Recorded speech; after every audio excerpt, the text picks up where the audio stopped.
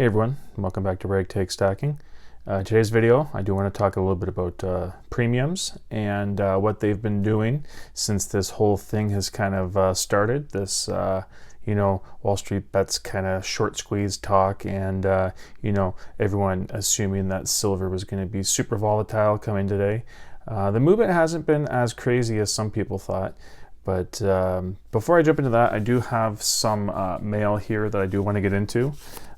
This one here I've received. I'm not going to say the person's name because they don't have a channel or anything like that, but I do want to show you what they gave me.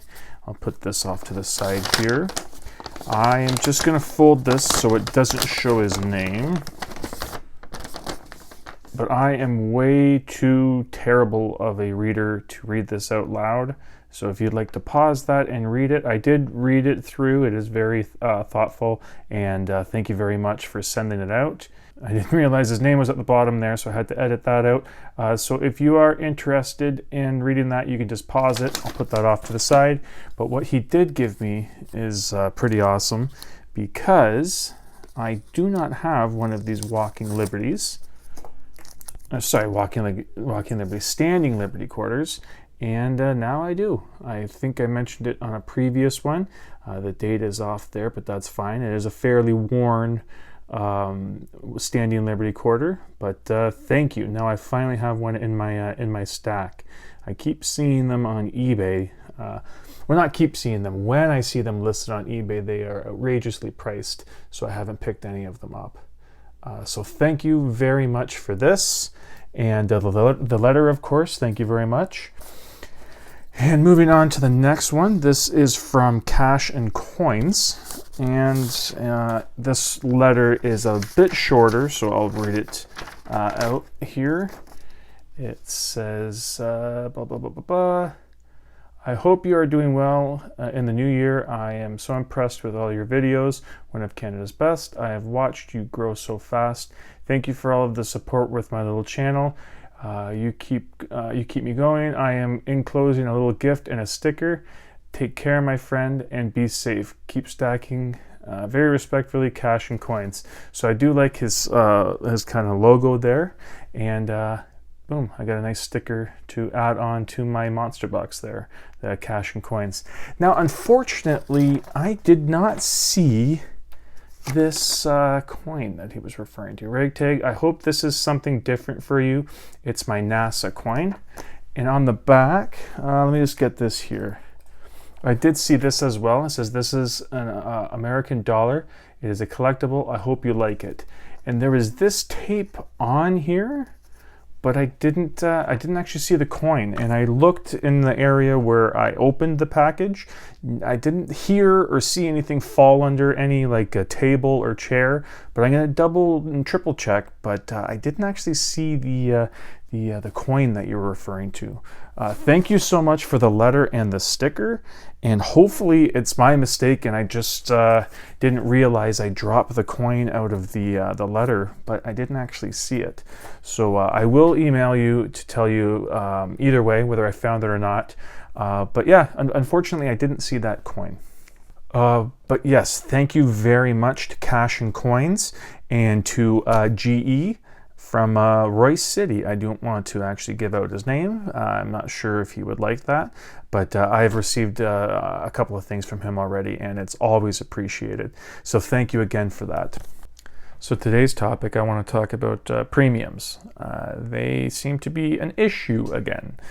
We all know what happened in March. That's when Actually, in March, I wasn't quite stacking yet. I was still watching a bunch of the videos and just trying to educate myself and get all the knowledge I can. But it was I remember spot price, I think was around 18. And then there was a big dip and it went down to around like 11 or 12. And I remember people were saying that there was just no silver available anywhere. Even if you wanted to take advantage of this dip, not a lot of the silver was available. And the dip didn't actually matter because the premiums were as if it was just a regular old day. They didn't go down with spot. The premiums were as if the coins were still at that $18 or $17 mark. So the premiums just went up and stayed up for a very, very long time. And we did get a little bit of relief at the end of the year. The premiums seemed to slowly get down to where they were before. But now waking up today, I was expecting to see, actually, I wasn't sure what I was expecting to see. A lot of people poo-pooed the whole thing. They were saying, SLV and the silver markets and stuff like that, they're completely different than what the Wall Street bets guys were going on before, like those stocks with GameStop and everything like that. So the short squeeze on those ones were a better opportunity than what was presented with silver. So a lot of people weren't thinking that there was going to be much movement, and then there was a lot of people that were thinking this was going to be that huge bump that everyone was expecting, and there was going to be a spike.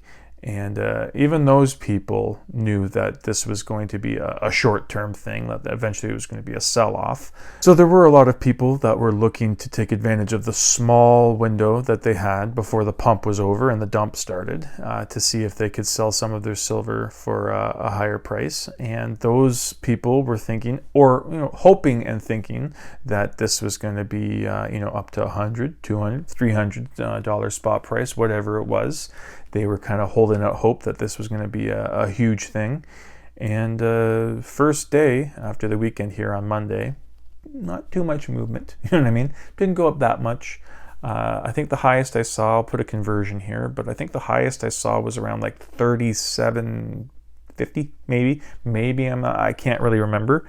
But now it's, at the time of this recording, it's down again into the 36s.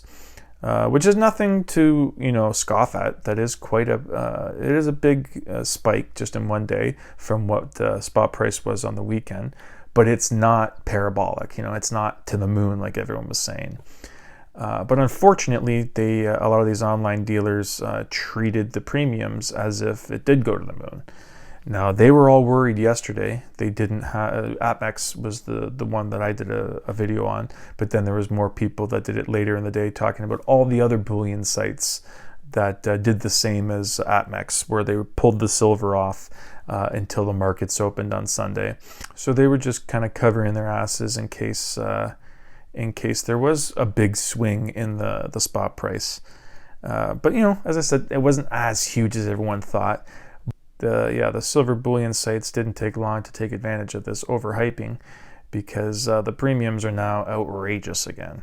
I was looking the Canadian Maples and the American Silver Eagles on the sites that I go to.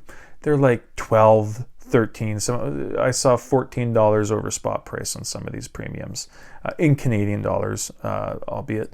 But it's just crazy again, and we just got it back down to where $6 over spot price was something that was regularly seen on some of these sites. And back in March, this was kind of what you were seeing, that $12 to $13 range in premiums. And then it slowly started to get down. Those premiums I'm talking about on coins like this, where it's the American Eagles or the Maples. Obviously, you had that generic choice, generic silver bars or rounds, where it was a bit lower. And then obviously junk silver, you're going to be getting a lower price than that. But on the high end, for some of these premium, these sovereign nation coins, back in March and April, it was absolutely ridiculous with some of these premiums. And now today, it's all come back again. It's these premiums are through the roof, while silver kind of sputtered. It didn't. The rocket that's going to the moon is apparently still fueling up. So if you're still buying the hype that it's going to go to the moon, that's all you know what I mean? I'm not here to try and convince you otherwise. But the first day was kind of disappointing, trying to see how the silver spot price was going to react to all the hype that was online.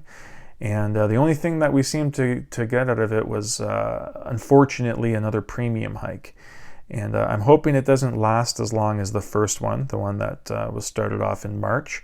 But yes, of course, if they still are making money and people are still buying off of their site, it's not really an incentive for them to lower the premium. They're not going to, give money back as much as they can. But if they're noticing that the traffic to their site is down and they're not selling as much silver, and the spot price and all that stuff has kind of settled down and the hype is, dying down, then I can see them, bumping that premium down. But if there's still a lot of uncertainty and a lot of people saying that it's going to go to 100, there's really no point for them to change these premiums. People are going to be wanting to pick it up now, no matter what the price or what the premium is. They'll say, oh, I don't care about this huge premium now because I'm going to buy it, and then in a month it's going to be at 100, so I can just sell it, and I don't even care about the premium. So that's what these online sites are hoping, is that people will keep the hype going up and people will continue to believe that they'll eat the premium now because of the benefit of the huge spike that's going to be happening in the future. That's what people are thinking. That's not what I'm saying is going to happen. So it's going to be interesting to see what happens in the next week or so. If the hype still keeps going on and people are still saying that, silver is going to be the next GameStop, the premiums might still might be lingering for a bit longer. But who knows? I was fully expecting to see silver get to around like 50. That's a realistic thing in my head that I thought was going to happen today. So in my head, yes, I was thinking, it might go up quite a bit. And sorry, I did say 50. I'm always talking in Canadian, so I'll put a conversion there. So yes, with all this uncertainty, it has caused me to stop a big purchase that I was going to make. There were a few tubes left over from last year that I needed to finish, as well as some of the 2021 tubes that I have yet to start. I was hoping to pick up a bunch of coins to finish off the tubes that were carrying over. It was a random year tube, Britannia tube. I do have the coins in the mail. They're not here yet to finish off my American Silver Eagle tube.